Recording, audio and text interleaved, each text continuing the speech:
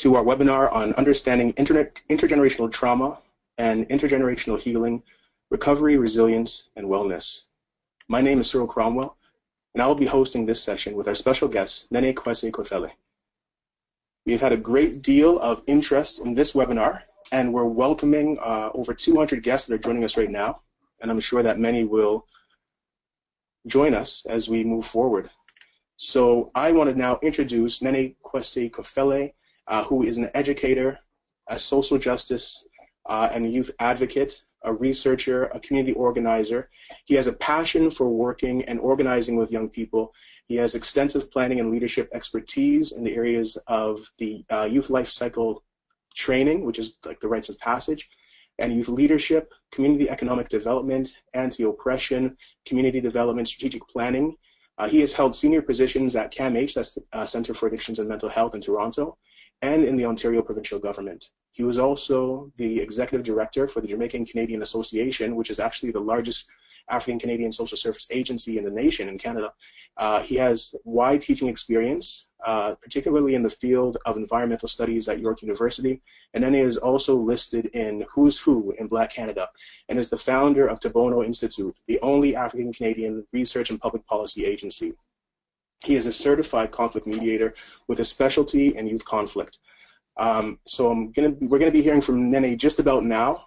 But if you want to read more about him, please make sure to visit YouthREX.com and look out for our email that we're going to send up following this webinar, so you can get information on Nene as well as access to the recorded webinar. So I'm going to hand it over to Nene, and we're going to go into his presentation very shortly. Good morning, everyone. And thank you for joining this presentation on understanding intergenerational trauma and intergenerational healing, recovery, resilience, and wellness. Today's discussion will focus on contextualizing trauma, understanding the impact of trauma, promoting healing and resilience, and some concluding thoughts. I'm going to start by saying a few words about how we frame and contextualize these issues. We want to make sure that we understand some of the terminologies that we might use. Anti-oppressive practices are those that seek to focus on historical and systemic oppressive situations with a view towards addressing the oppression in some clear and effective ways. When we talk about social justice, we're talking about approaches that seek to address and rebalance the unequal distribution of social and economic justice in our society. And the work that we're focusing on, we talk about it being culturally grounded, that the community's cultural worldview, value systems, and practices are clearly central in any journey towards healing and wellness. Asset focus is another term you'll hear quite often in the presentation. And it is to ensure that we have a balanced perspective around communities that are traumatized. We don't see them as problems. We see them as having problems that are caused primarily by social inequities, and that they are sites of historical resistance, bravery, resilience, and defiance to oppression. They're not victims, survivors. Racism is another term that you'll hear often in the presentation, and we define it as the abusive use of power to reinforce an ideology, value system, and worldview of racial hierarchy through dehumanizing, persistently negative and oppressive systemic experiences against racialized and Aboriginal peoples. And racial terrorism is the frightening use of state and state-sanctioned force, harassment, surveillance, violence, and death. For example, the historical and contemporary murders and lynchings of African Americans and Jews by groups like the Ku Klux Klan. So trauma. How do we define trauma? Individual trauma results from an event, a series of events, or set of circumstances that are experienced by an individual as physically or emotionally harmful or threatening. It has lasting adverse effects on the individual's functioning and physical, social, emotional, or spiritual well-being. Trauma manifests behaviorally as a set of conscious and unconscious actions and behaviors. Psychological trauma is an emotional state of discomfort and stress resulting from memories of an extraordinary, catastrophic experience which shatters the survivor's sense of invulnerability to harm. What makes an experience traumatic? The experience involves a threat to one's physical and emotional well-being. It is usually overwhelming. It results in intense feelings of fear and lack of control. It leaves people feeling vulnerable and helpless. It changes the way people view themselves, the world, and others. An intergenerational trauma is a trauma transferred from the first generation of survivors of the direct experiences in the past to the second and further generations. Historical trauma is related to the emotionally devastating experiences of people when a major event or events is aimed at a particular group because of their status as an oppressed people. Examples include the Holocaust, enslavement of Africans, experiences of Aboriginal First Nations people in contact with Europeans, and colonization. Historical trauma has far-reaching effects. We're going to focus primarily on the Black and Aboriginal First Nation communities in talking about this reality of historical trauma. Historical trauma has morphed into a myriad of contemporary traumas. Structural and systemic racism have created cumulative trauma on its victims. Violence, for example, experienced in many of today's Black communities may include the way children are taught to behave, police shootings and community gang violence, early death and over-incarceration, lack of fairness and justice in the criminal justice system. Boys are parts of the effects and evolution of historical trauma. Other examples include systemic neglect of Black and racialized neighborhoods, a world of armed, violence-prone, delinquent gangs and peer groups, high levels of addictive drugs, infectious diseases, and easily available firearms. Some neighborhoods which resemble police states with constant surveillance and stress being the norm. For many Aboriginal or First Nations peoples, the experience of trauma, historical trauma, have been related to colonization. For example, the banning of indigenous languages, religious practices, tribal governments, and tribes or ethnic groups. Residential schools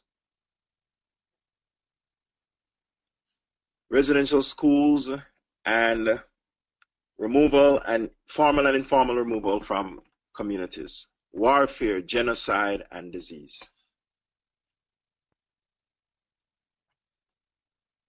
Some of the impact for Aboriginal and First Nations people include the loss of language and culture, disproportionately higher levels of peer, spousal, community, and state violence, substance abuse and alcoholism, chronic health issues including diabetes, mental health challenges, and depression, pervasive generalized poverty, generational poverty, and higher rates of suicide when compared to the national average. And here are some general indicators of historic and intergenerational trauma for both communities.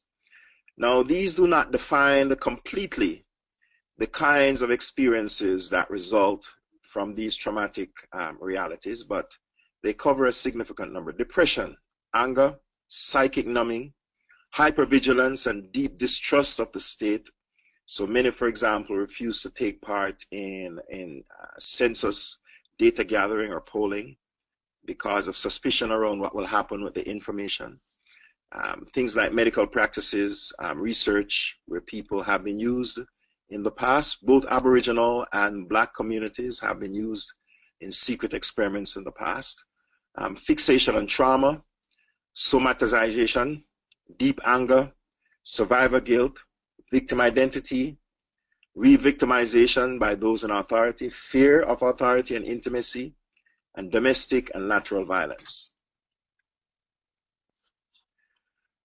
Some generational impact include chronic or episodic family violence, physical, sexual, emotional, and or verbal, difficult or lack of healthy emotional bonding, denial of cultural heritage, identity confusion, racial discomfort. Many in those communities, for example, have difficulty and embarrassment and discomfort identifying culturally with those communities because of what they have been taught and told over generations that have been negative. Poor or irregular contact or the absence of contact with family. Extensive alcohol, drug abuse that crosses generations.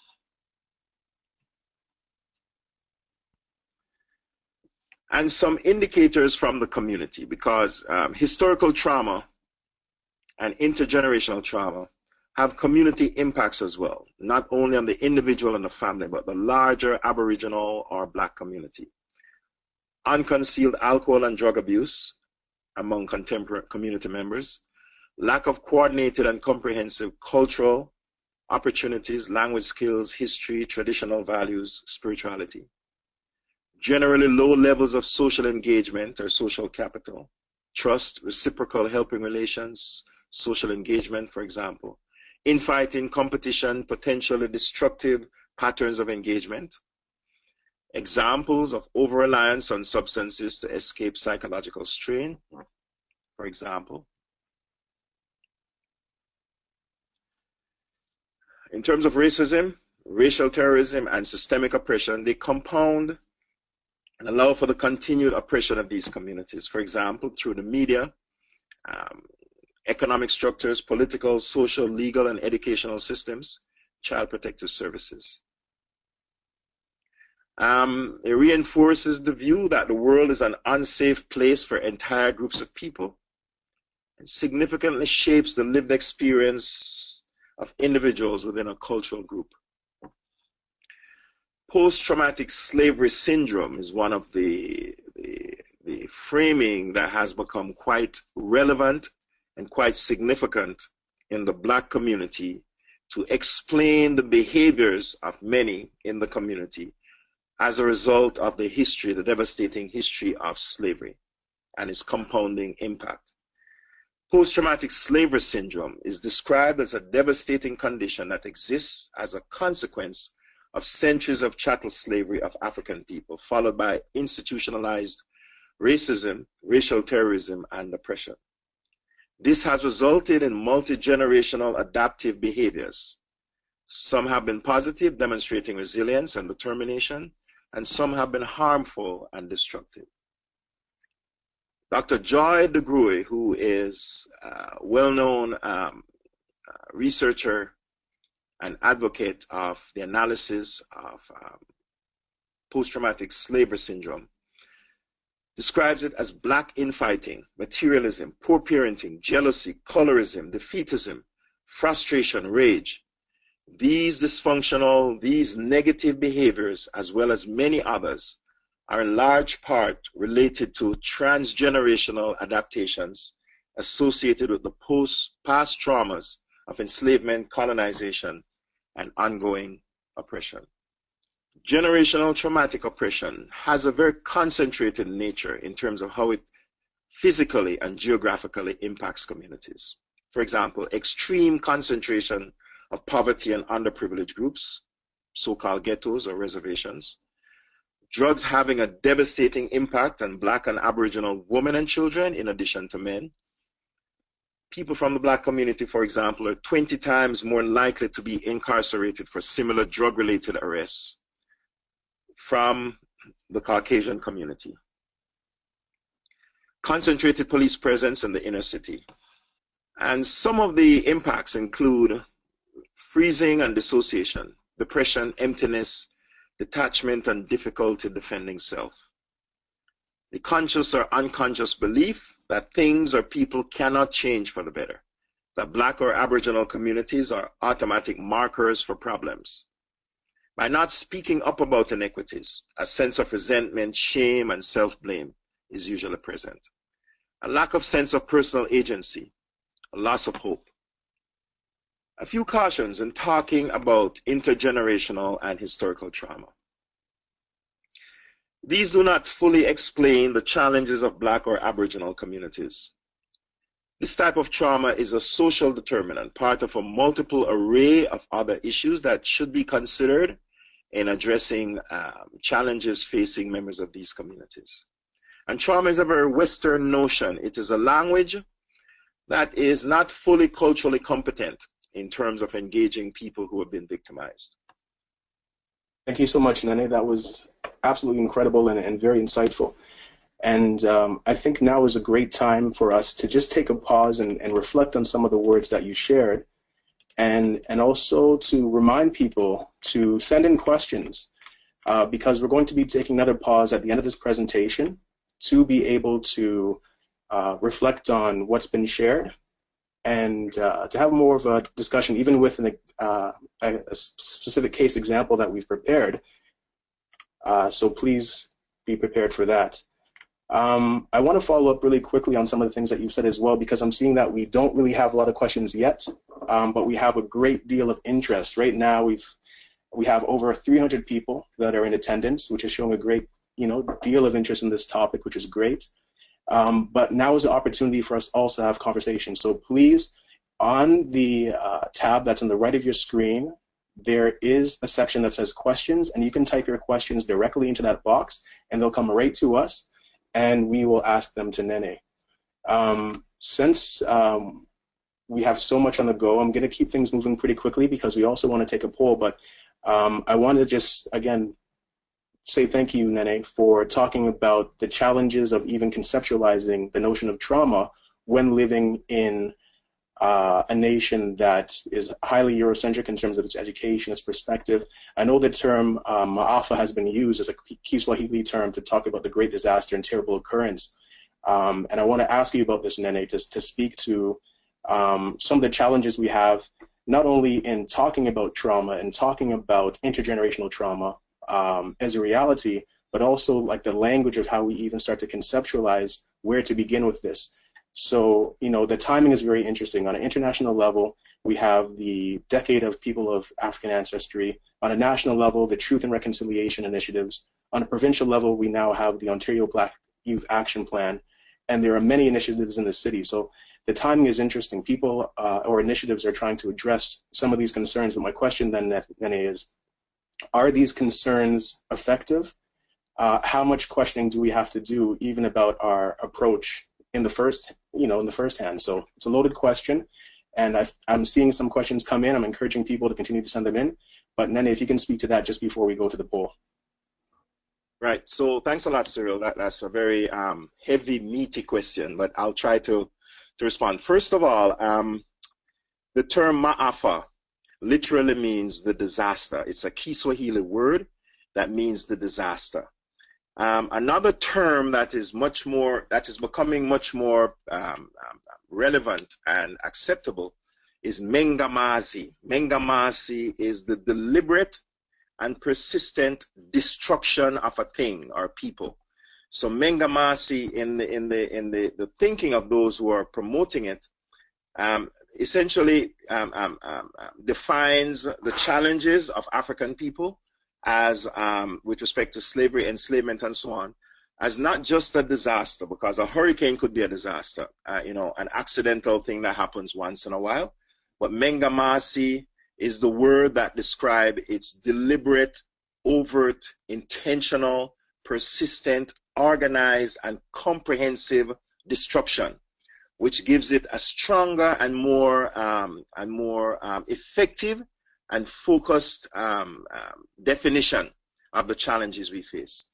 And I agree, there have been a number of initiatives over the last while that focus on anti-Black racism and focus on Aboriginal First Nations justice. I think one of the key things, and this is more articulated in the Aboriginal experience, is the focus on history and the impact of historical behavior and consequences for peoples and what that has done to First Nations communities across the continent. The dislocation, the deliberate disembowelment of families, etc., have been raised consistently as things that determine Aboriginal realities right now. For the Black community, it hasn't been as much. Slavery, the enslavement of African people, is still seen as this foggy abstraction that has been dealt with a long time ago and is too far gone to have much of an impact now. But if you look at the ways in which many of us see ourselves, define ourselves, embrace tradition, understand our identities, focus on the implications of what that oppressive experience, that traumatic experience have done, you will see that it is still relevant. We're still struggling and working through the legacy of enslavement and colonization, for example. So I would say we still have a task, a huge task ahead of us, and we're not going to get to healing unless we fully contextualize and understand what the past has meant and what it has done to us.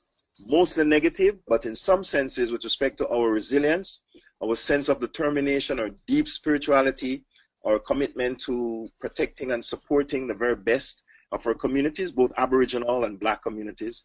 Those have been things that have always been present in our struggle, but we need to acknowledge and understand fully some of the impacts of those traumatic experiences before we can properly move ahead strongly and effectively. Thank you, Nene.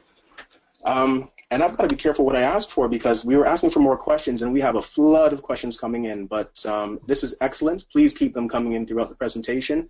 We're going to take up your questions closer to the end, but we have a question for you and a poll for you right now. The question that we're going to ask you to reflect on and enter into conversation closer to the end of this session is this question that's been on our screen for a minute now. So what practices or interventions have been effective for you in your work with youth who experience intergenerational trauma? So we're going to focus this question on intergenerational trauma. So just share some practices and interventions. We want to hear from you. So again, that box, that window there is for questions and comments, and we'd love to share them from you. So we also have a poll question that we're going to launch right now, and you should see it pop up on your screen. The question is about prioritizing which of these three options is the first step. So the question reads, what should be our first step towards supporting young people in dealing with intergenerational trauma? So while all these steps may be important, which one should be the first one in dealing with intergenerational trauma? We're going to take a minute just to allow people to respond.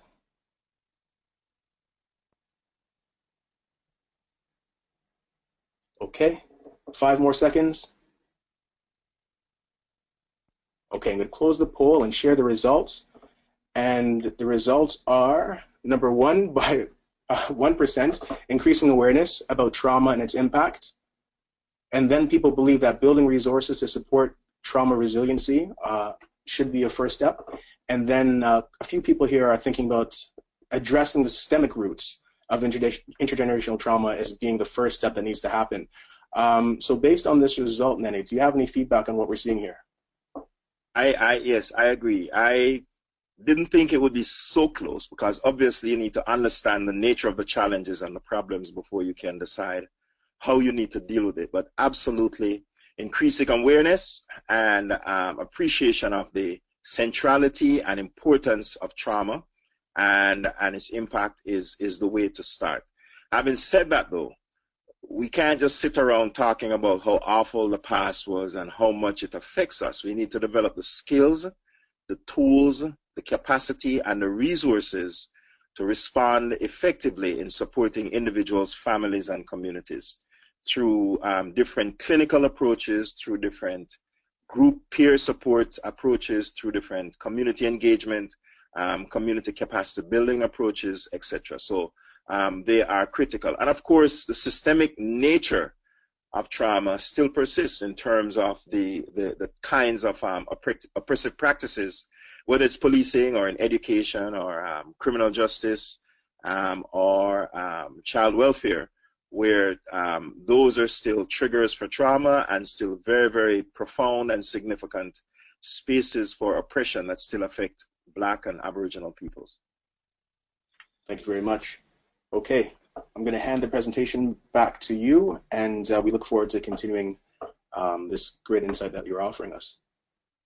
Okay, so I'm going to talk a bit about some healing approaches, some approaches to wellness that will help communities to heal from this historical and intergenerational trauma. The first, obviously, is to see communities as sites of historical resistance, self-reliance, deep strength, and assets, as opposed to being problems. Second, we have to put families first. The family is the foundation of the community, the foundation of our village, as it were. And what that means is the work with individuals and within families in terms of different approaches that might strengthen the family's capacity and resilience and resourcefulness emotionally and otherwise is really, really critical to building the community. And we need to center Black and Aboriginal culture. Culture is the lifeblood, is the lens through which we build and reinforce our value systems, our worldviews, and our behaviors.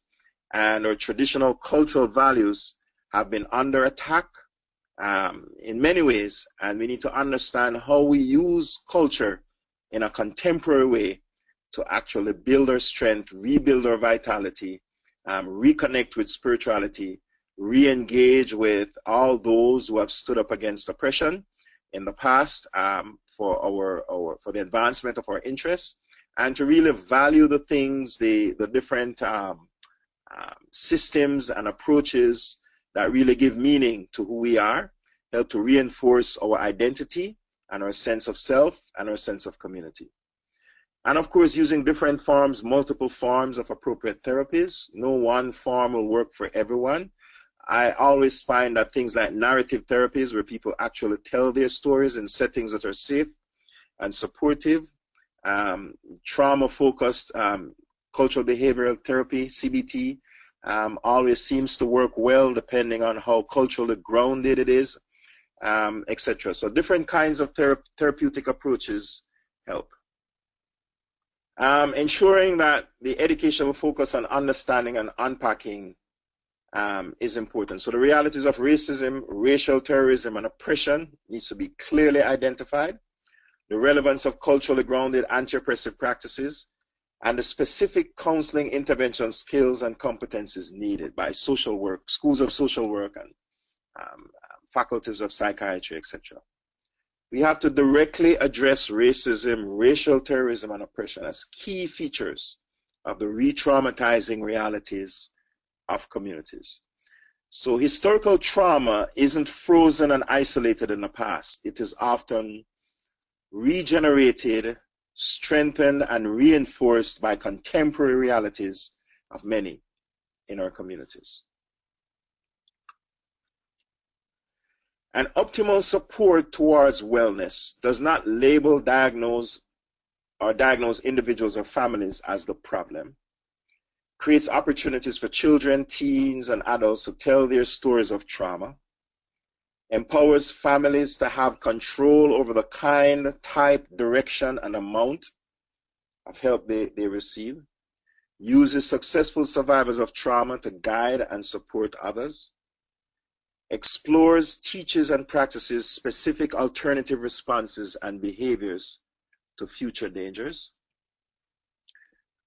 Promotes recovery group experiences structured to help recipients learn personal responsibility and ways of managing traumatic reactions, of course, grounded in culture and grounded in the lived experiences of the community.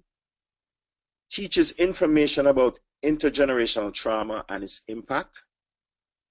Must not encourage recipients to avoid re-experiencing the trauma, and by that I mean speaking to, identifying, even experiencing some of the emotional responses to the trauma will help people at times to understand its impact, to learn its nature fully, and to decide together how to move forward in a way that's safe, supportive, effective, and helpful. Thank you, Nene. So we have a discussion opportunity here. The next slide is going to share a scenario that Nene, maybe you can take us through it And we'll look out for people's responses to this. And if you can then provide us a walkthrough of different things that we should consider. And as responses to this scenario come in, I'll share them with you. Okay, so the scenario is many youth who attend your program are extremely afraid of the police or being out in public and are triggered by sudden loud noises, sirens, and men in uniforms. It's having a significant impact on your ability to run your program effectively. In the past 3 weeks or so, 4 young men in the community have been brutalized by the police. There have also been 2 gang-related homicides in that same period of time. Both of these incidents were witnessed by other young people. Thanks, Nene. Maybe you can start walking us through some of the things that we should consider with this. Okay. So the first thing is, I think young people need to feel a sense of safety and reassurance. If you are involved in a youth program or a youth initiative, you want to get the young people to feel as if they have a place they could go to talk about how they're feeling, first of all. That is safe, that is reassuring, and that's supportive and respectful. You want to ensure that you have an opportunity to engage with them as peers in a group setting and also individually as they might be dealing with the triggers and traumas of what they've experienced. So it might be that you have a discussion about how they are reacting to what has happened, how they're feeling, what kind of supports they might need to get them to a place where they feel less threatened, less insecure, less fearful. So it might be that, for example, the engagement with the police is an issue in terms of some proactive things that need to happen to lessen police presence or increase police accountability. A lot of times young people want to see that leaders are actually leading in responding to what's happening in the community and are taking actions to reduce or eliminate the threat or the problems. So having a plan around how you're going to respond strategically to the police presence and having young people help work through that plan is one way of actually helping them see that they have agency, they have capacity, and they have the ability. Now, the fact that many young people experience this in many different communities, I think presents an opportunities for collaboration, for alignment, for building solidarity, etc. That sense of purpose, that sense of cohesion around a common issue, that sense of agency is one effective way of helping young people to actually deal with the trauma. Now, there are things in terms of CBT, for example, that you can do with individuals around how they think through their responses to what they see in terms of the feelings of fear, the way in which they can cope, breathing exercises, visualization exercises, etc., that remind them that they are not the problems, that help to focus them on ways in which they can modulate or control the way their bodies respond to the situation, that helps them to understand what kind of leadership they can provide that might be effective and helpful and supportive, etc., etc. So there are things you can do with the individual young person as well as in a peer setting in groups that help to take them through a process of reassurance, stabilization, support, safety, and moving forward. Moving forward in terms of continuing to build their personal resilience, but also ensuring that something is done about the problems they're seeing and about the inequities that they're facing. So those are just some few things, some few thoughts you might want to keep in mind. I think the key thing is to have a trauma-informed, trauma-resilient approach, which means that your staff should be trained around how to de-escalate, diffuse, reassure, support young people who might be triggered, who might be angry, fearful, uncertain, etc. And to create a safe and supportive environment in which you can unpack, you can help to reassure and clarify, teach them some coping skills, and help to build some things that will give a sense to them that the problems will be addressed.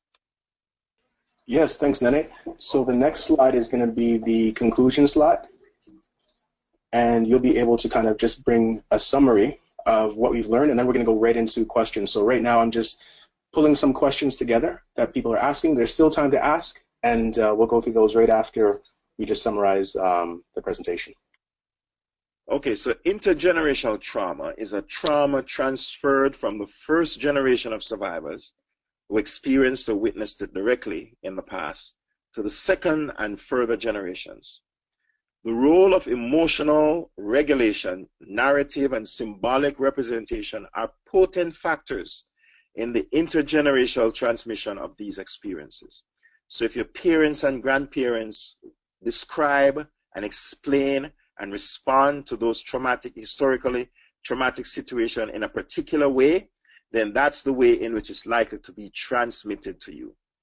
Culture, community strength, anti-oppressive clinical practices, centering families on the healing journey, and challenging racism, racial terrorism, and anti-oppression all support effective responses to intergenerational trauma. Okay, so we have a number of questions, and we're going to be answering them a little bit on the fly, but we have a number that have been queued. And so I want to start with a question that a few people have been asking, and this is around some of the terms that you used earlier on, or concepts rather. Psychic number, wow, the B is silent. Psychic numbing and somatization. On those terms, those concepts, what do they mean? Psychic numbing and somatization. So psychic numbing is the kind of disassociation emotionally from the experience you're sharing. So where you might have typically become angry or impassioned or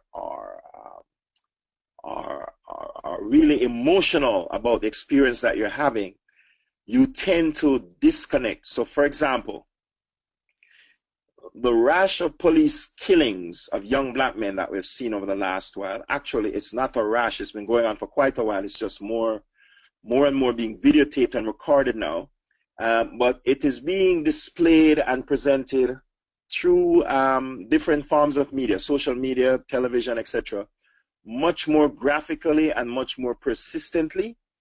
And there are many in the community who, in terms of their own emotional well-being and stability, have decided to actually disengage emotionally from what they're seeing in order to protect themselves, because each experience could be a triggering experience for you. And so for many people, in terms of their own coping, they make a decision to numb themselves psychically from the normal reactions of anger and frustration and fear and determination that might come with seeing yet another example of this kind of traumatizing experience for young people in the community. So the numbing is a way, in many ways, a process of coping and managing through difficult, stressful, traumatizing experiences to protect yourself psychologically. And somatization is simply the way in which your body physically manifests the emotional stress and the emotional fear that you're going through psychologically. So it might result, for example, in upset stomach. It might result in severe headaches. It might result in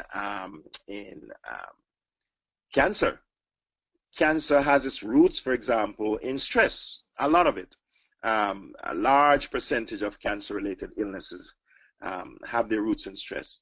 So the somatization is the physical manifestation of the deep trauma that people are experiencing psychologically and emotionally. Thank you. Thank you very much. So some of the questions are similar. So I'm just going to kind of summarizing them into one question. Some questions I will try to read as close to the original composition as possible. This next question, a few people have been asking about the cultural incompetence of the framework of trauma. Can you speak just a little bit more about that? Okay, so in many communities, we don't even use the word trauma. We talk about the experiences we've had. We talk about what has happened. We talk about the blues. We talk about the terrible legacies that we're still struggling with. We frame it in a way that is more directly related to the experiences we've had.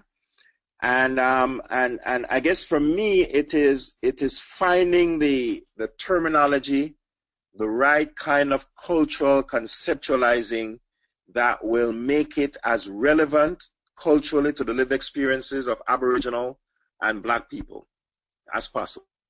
So as I said earlier, the term ma'afa is one term that has been used in our community, and a more prevalent term now is the mengamasi, which has a more deliberate, a more intentional, a more pernicious implication with respect to the trauma of enslavement and colonization as deliberate acts.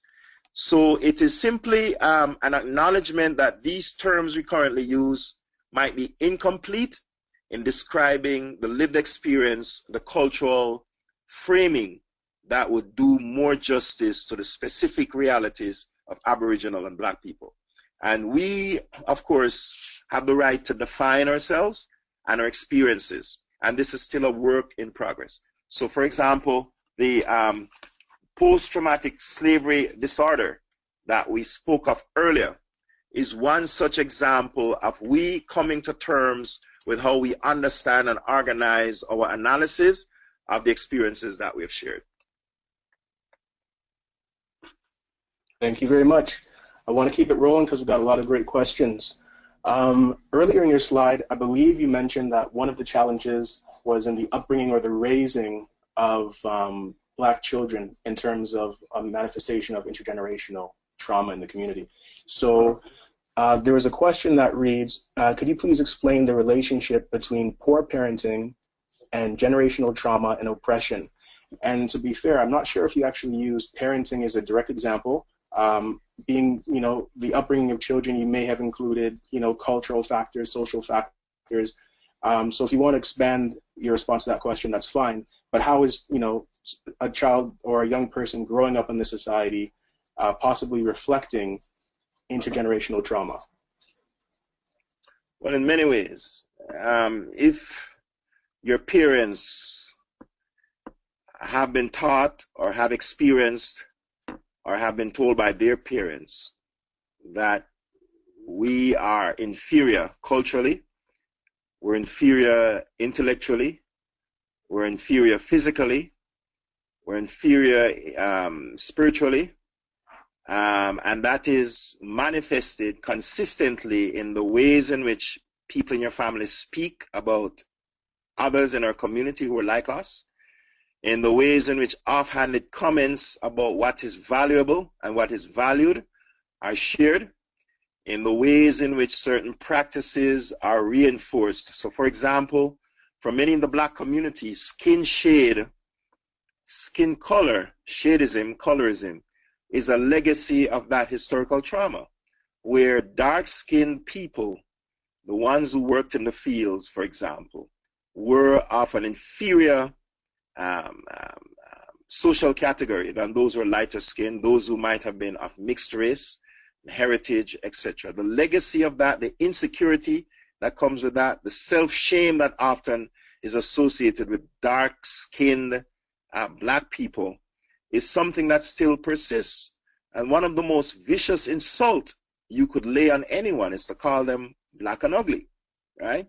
And so those things are transmitted through the ways in which we behave and the ways in which we actually either consciously or unconsciously reinforce the perception of what is good, what isn't so good, what is right, what isn't so right, what is beautiful, what is intelligent, etc., etc. Now, no parent sits around to say, to decide and to plan that they're going to emotionally devastate their child by teaching them that they're inferior. It is things that we do unconsciously most of the times because that is what we've been taught and that is what we know. And many in our communities are actually uncomfortable and hesitant in connecting with things that are culturally grounded in our traditions because we've been told that those things are backward and negative. And as you know, there are many people from the community, both Aboriginal and Black community, who want nothing to do with cultural practices in our community, who say that those things are backward and negative. So I think it is those behaviors that often unconsciously reinforce some perspectives around identity and capacity and so on in children that are the reinforcing the realities of how trauma gets reinforced. And I want to say a few words about the parenting piece. There's a role and a place for personal responsibility, absolutely. And I think in talking about the legacy of trauma, the history of trauma, we don't lose sight of the fact that there is a role for us to be responsible and conscientious and good parents and so on. But I think we also have to understand the cascade of issues and realities that are often arrayed against families, most significantly of which are things like poverty and so on, and everyday racism, that diminish and reduce the capacity of many well-meaning parents to parent in the ways that they know they would want to, or that they are interested in parenting. And some of those things include, for example, the level of depression and serious anxieties in many poor families, the exposure and persistent exposure to violence, violent neighborhoods, violent communities, violent interactions, etc.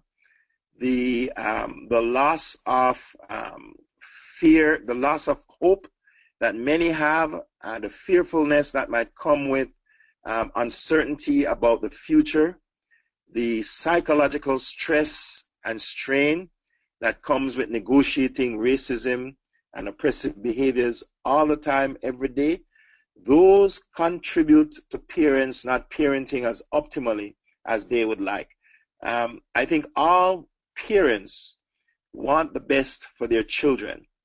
When you have child protective services or the school or the police being involved in ways that might not be as helpful or as supportive, then that could be a problem as well. So I want to make sure we balance the idea of personal responsibility, parental responsibility, with the realities of what many parents deal with and work through. And I must say finally that the focus on spirituality, however you define it, church, mosque, your own spiritual practices, your own cultural practices that have a spiritual foundation, the more connected we are to those practices, the more likely it is that the family is more balanced and more healthy. The research shows that if there's a spiritual focus in the family that's consistent, then it brings a level of stability and certainty to some of the behaviors in the family. Now, there are pros and cons around what exactly that might mean depending on the kind of practices you're engaged with. So I'm just saying generally, it seems to help. Thanks very much. I'm going to ask you about what we can do practically. I know we've been talking about that throughout the presentation, but this is in the context of somebody that is very new to social justice work, that is new to working with survivors of trauma, somebody that wants everyday practical suggestions. What I'm going to do first, Nene, is just share what some people have been sharing in comments in terms of solutions, and then I'm going to ask that question to you in terms of, what are some other things that we can do practically? We also, I should mention that we do have a handouts section that's also a part of that window on the right side of your screen. And we have information there that you can use to access further resources and also make sure that you get the slide to take with you as well. So some of the feedback that we got around solutions, this one reads, working with groups specifically, so the LGBTQ youth, men and women only groups. So I know there's a whole politics about that focus space. So creating space and identifying the systemic barriers that exist and creating conversations on how that's impacting people. Another comment was one word, it said mentorship. And I know that's something that YouthREX is really building a lot of content on the exchange around that particular theme in particular. Also, there's another one that says building resources and people will have the confidence to understand that their wounds can be healed. So what kind of resources can be built is one part of the question, but again, the other one is, let's put some resources behind our efforts and our ideas so that we can make things happen. Another one is a statement that's reflecting on someone's values. It reads, I do not recreate power imbalances that youth experience at school. I do not speak and treat youth the way authority figures do. I generously listen and provide them this space to share, to be, to learn, and co-create their experiences. So I think that's a really nice sharing of different values in terms of how to approach the work. So Nene, could you suggest any other practical approaches to everyday work with young people, especially for those, and I'll frame it in two ways, those that are brand new to the concepts, and could you also speak to those that have been doing this work for quite a while? And one of the questions here says, how do you avoid being tokenized when you're trying to be culturally specific and sensitive to addressing these issues? So practical things for new interventions and new practices, and also practical things for those of us that have been doing this from time. Okay, that's a lot packed in there. I think for those who are new, the most important thing I would suggest that you might need to do is to know more about the nature and the scope of trauma in terms of how it impacts particular communities and communities within communities. So someone mentioned earlier the LBGT community, which where trauma might be compounded in terms of homophobia, for example. Another might be a religious minority within the community, where isolation and physical attacks and stereotyping and so on might be compounding factors as well. So I think the first thing is to learn as much as you can about the scope and nature of the trauma and the challenges you're talking about, and the specifics with respect to different populations and how that experience, that traumatic experience, is manifested for that or those populations.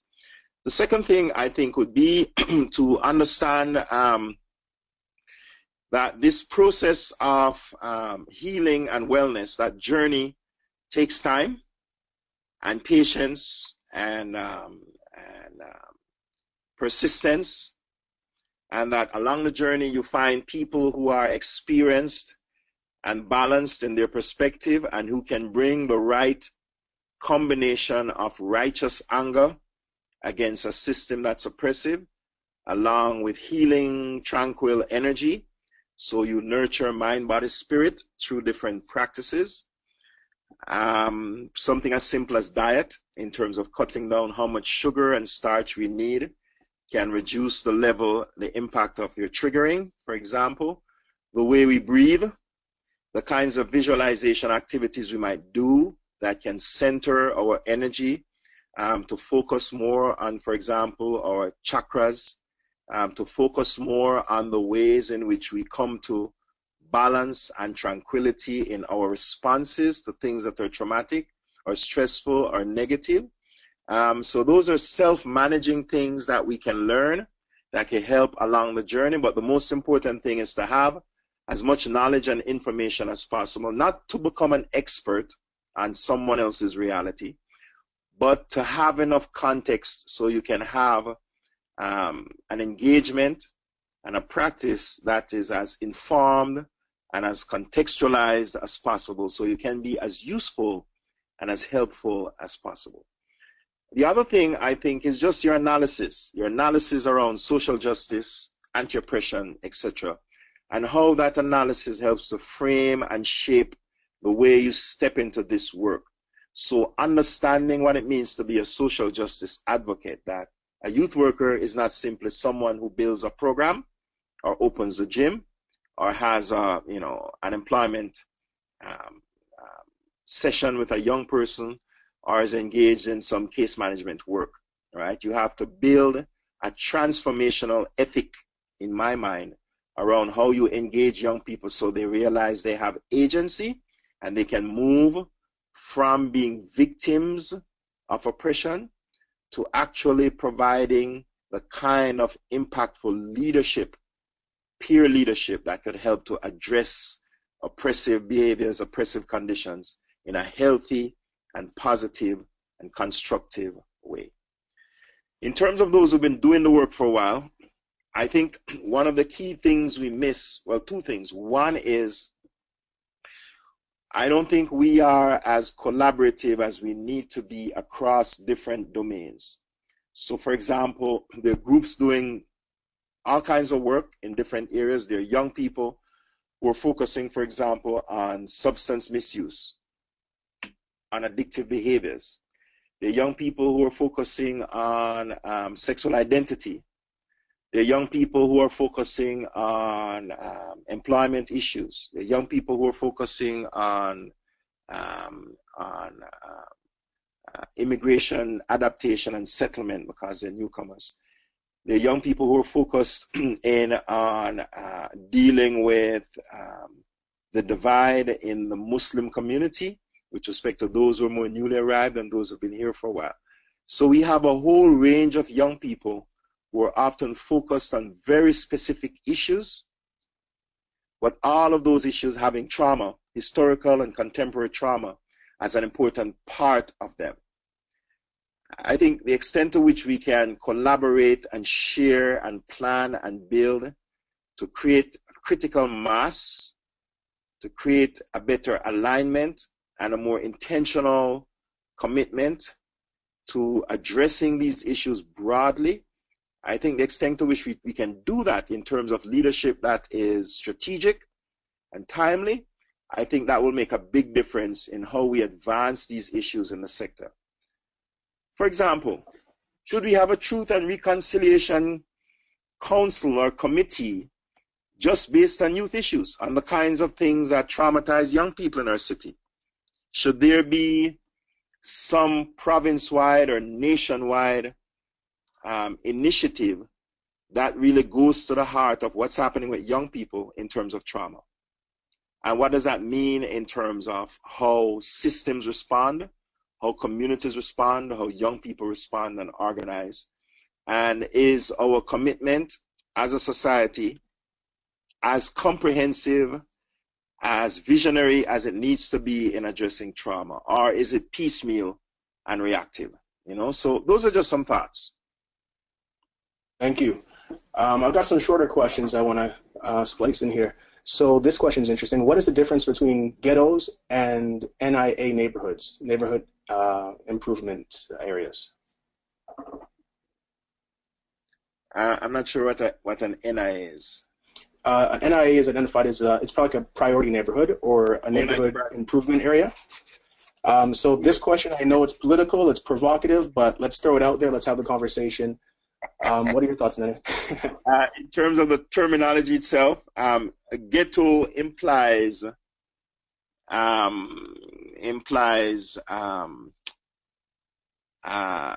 space that is utterly hopeless, that is bereft of any redeeming quality, that is violence prone, that is teeming with drugs and poverty, and that is utterly irredeemable. There are many ways to describe the places where Aboriginal and Black peoples live, but ghetto wouldn't be one of the terms I would use. Many of those same neighborhoods have very effective, innovative programming, have amazing leadership of young people, have all kinds of potential, have incredible experiences of resilience and determination and strength, and have a lot of assets that are yet to be exploited positively and properly.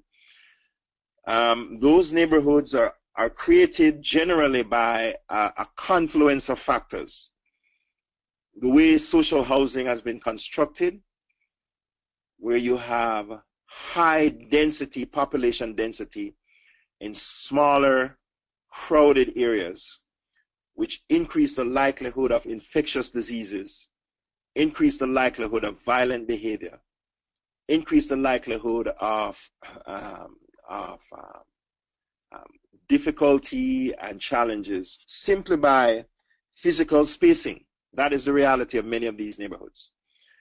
Additionally, where you have a lot of low-income people, you're going to attract some kinds of antisocial behaviors around those areas.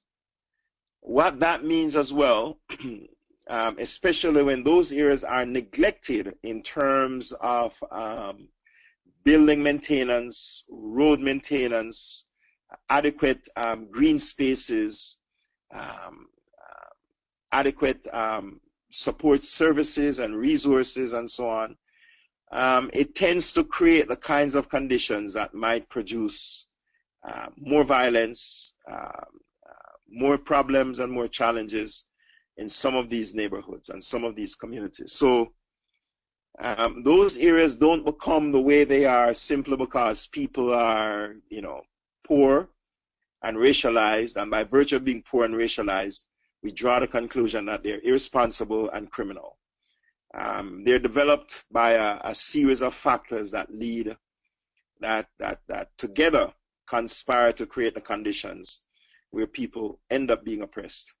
So that would be my answer to it. So I'm not sure how politically loaded the question was, but certainly low-income neighborhoods exist in a particular way, and that has happened for particular reasons. Another quick example: low-income neighborhoods have limited access to fresh, healthy food, have limited access to supermarkets, for example, have limited access to choices in terms of healthcare supports, have more limited access to other kinds of resources, and there's all kinds of work done by Toronto Public Health that shows spatially and visually where some of those amenities are in relation to the income level of certain communities. And the lowest income levels have the worst connection to some of those amenities. So it is not surprising that some of these neighborhoods are the way they are. Thank you. So this webinar will go till 11:30, so we still have a few minutes left. Another question that stood out here, it's interesting. Do you feel that the removal of statues of controversial historical figures fixes anything regarding intergenerational trauma?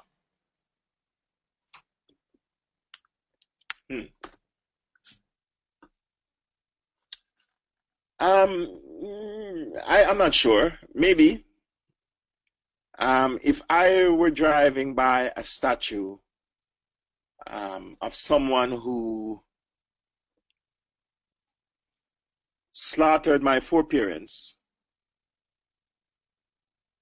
that might be a re-triggering experience for me. That might be a re-traumatizing experience for me. If I am driving by that statue and I have no knowledge or no awareness of who this person is, because I just didn't know, I didn't read, I don't understand, I've never took the time to actually go and read the inscription on the statue to find out who it was, then it's just another guy on a horse or another guy standing there, another white male standing there. So I think part of it comes with awareness around what reinforces your sense of vulnerability and fear, which is trauma, and what doesn't. And that awareness and consciousness is a part of it. It's also a part of your healing. The more aware you are, the more understanding you are of how your body and your mind and your spirit might be reacting to the thing that's triggering you. And then the more capable you are of thinking through how you're going to manage those triggers and deal with that trauma. So I guess the short answer to your question is it depends. It depends a lot on awareness. Political awareness, personal awareness, social awareness. Okay, thank you. Two sets of questions that are dealing with a similar theme. Given the amount of Black and Indigenous staff working within oppressive systems, how does one continue to challenge and eradicate racism when many racialized staff have internalized colonial mentalities? I'm going to save the next one until this one's done. Okay. Yeah, that's a common reality. I think you just continue to do the work. Many of those individuals have made a conscious decision around coping, have probably made a conscious decision around paying the mortgage, have made a conscious decision around understanding their particular workplace and its politics and what survival for them might mean in that context. I would caution an indictment, a full sweeping indictment.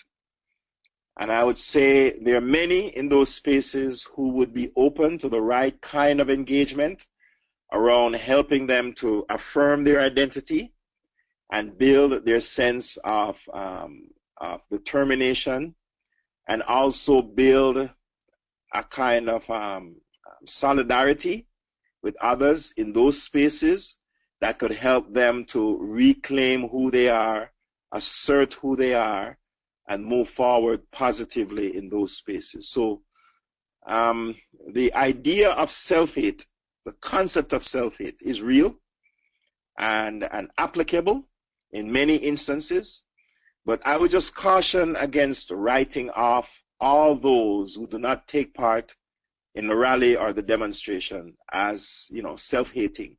I think we need to get to know people's situation and their thinking and understand what might be possible in terms of allyship and partnership and collaboration, and working with folks in terms of helping them on their journey, because many of them, of course, will experience racial oppression in those spaces as well, and have chosen how they want to deal with it in terms of their own professional survival. So the more we have people who are willing to work in solidarity and stand up together, I think the more inclined more people might be to actually get involved. Where those spaces aren't available, where there's isolation and fear, many folks tend to simply work on, just getting the job done and keeping quiet. So it depends. So I guess I'm just saying I would caution against sweeping indictments. Thank you. Another question reads, how do we focus on supporting youth while also recognizing the same trauma that the youth workers, teachers, and other community members are also facing? Yeah, so vicarious trauma, compassion fatigue, internalization, those are all things that youth workers and those who work with people who work with youth need to be mindful of in terms of their own healing and wellness. You can't help someone to get well if you are profoundly unwell. So your own triggers, your own awareness, self-awareness of being burnt out or being stressed out or being emotionally fragile because of your exposure to repeated experiences of trauma and stressful situations with young people, means you have to monitor and assess carefully how you're going to engage and when you need to step back and recharge and rejuvenate and rest, and what that might mean for you. And understanding how you yourself sometimes might take on the traumatic experiences of young people because of your persistent exposure to those experiences. And so you develop your self-care for yourself in terms of your physical health, your emotional health, and your spiritual health. In terms of your workplace, the safety of your workplace, in promoting a trauma-informed space that is healthy and responsive to the needs of staff, in terms of mental health days, in terms of workload decision-making, in terms of programming focus, in terms of collegial support, in terms of all of those things, I think go towards you optimally being able to work with young people who are traumatized and at the same time being mindful of your own situation and doing something about it. Thank you. Do you have anything to say about a possible connection between intergenerational trauma and genetics? You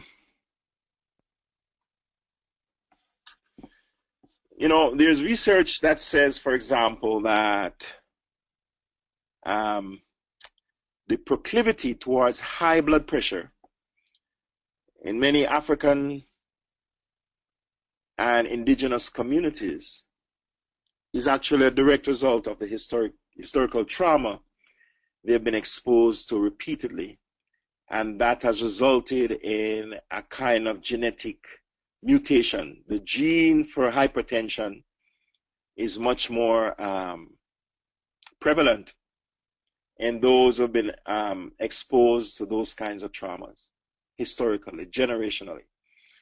I'm not sure how scientifically plausible that is. I'm not a geneticist, but it is certainly a theory that has been expounded for quite some time in terms of the health manifestations we see in those communities. I think the level of anxiety, the level of caution, the level of distrust and fearfulness that often accompany how we deal with authority figures, for example, in our community. Some might say that now has a genetic basis because it's been built into our DNA for responsiveness, our sense of survival or instincts for protection, and so on, based on our lived experience and based on our histories. Again, I don't know scientifically how much of that can be proven, but I do know that those are things that we instinctively engage in. When someone comes to my door because they're doing some research or some polling, I got to think about what happened to Black people and some of those secret experiments.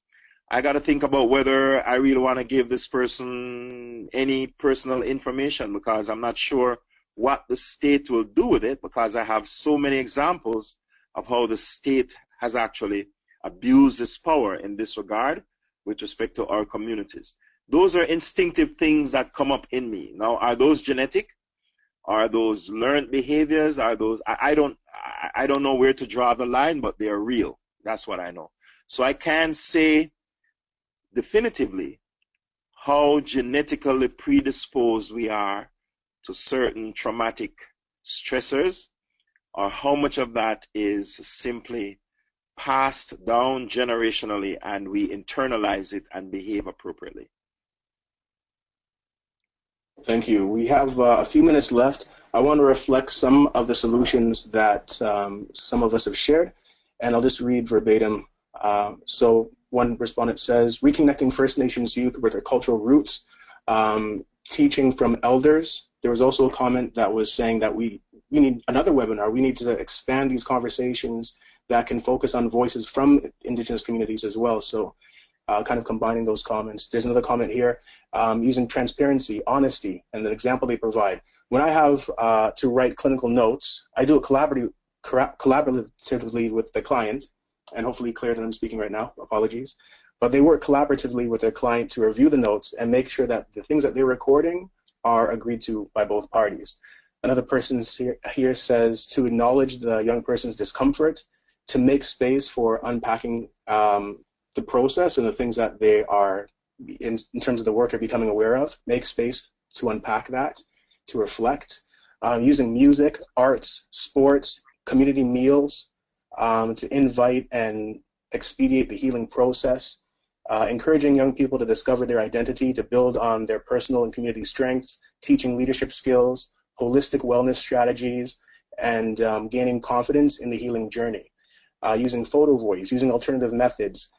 So Nene, there was a question, and I'm hoping that those suggestions are helpful for people hearing them now, and I'm sorry that we can't get to everything. But one question, Nene, was about alternative options to healing. Can you speak a little bit about approaching healing in alternative ways? I don't like the term alternative because it implies that you have the mainstream authority, which is the valid and legitimate way, and then you have some other offshoots which are still, experimental or vague or kind of, hocus pocus sort of thing, as opposed to them having validity in their own right. So I would say complementary would be the term I would use. That the approaches to healing and wellness in terms of trauma, from a cultural perspective, from a complementary perspective, are many, and some of them you have listed out in the recommendations that people talk about. Spirituality, meditation, herbal supports. You could do meditation with the different chakras, for example, if you're into that stuff. Different kinds of therapies around breathing, as I mentioned earlier, around visualization, around working with colors, around sound therapy and drum therapy and dance therapy, around different kinds of narrative therapies you might do, focusing on certain critical issues from a cultural perspective. There are many things that I think over thousands of years our communities have practiced and have shown to be effective and impactful in a positive way for people's healing. And the best evidence is in the outcome and in the impact. And I'm not saying this to say that research, evidence-based work is not important, but evidence is also contextual and is also subjective, And our evidence is hundreds and hundreds of years of practice and outcomes that show people heal and people doing better. That's our evidence. That's our traditional evidence. So we have to value that.